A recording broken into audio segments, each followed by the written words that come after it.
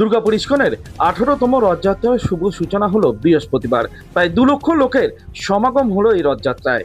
রাজ্যের বনমন্ত্রী দিবাকর ঘোড়ামি রথযাত্রার শুভ সূচনা করলেন।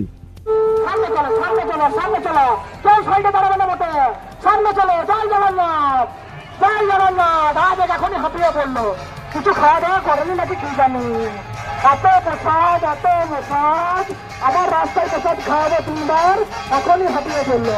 সামনে চলো, সামনে চলো, সামনে চলো, হাঁপিয়ে দাঁড়াবে, সামনে চলো, সামনে চলো,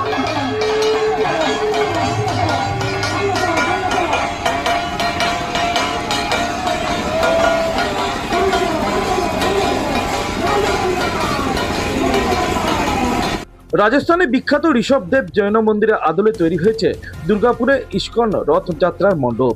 18টি উনুনের কাঠের জালে ভোর থেকে রাত্রি পর্যন্ত একটানা মহাপ্রসাদ রান্না হবে।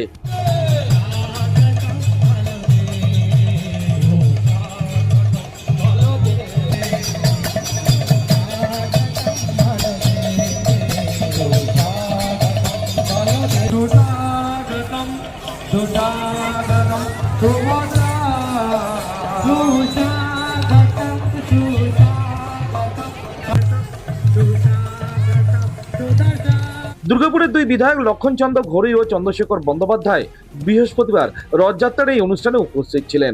সম্প্রীতির এই উৎসবকে ঘিরে সাধারণ মানুষের উৎসাহ উদ্দীপনা ছিল চোখে পড়ার মতো।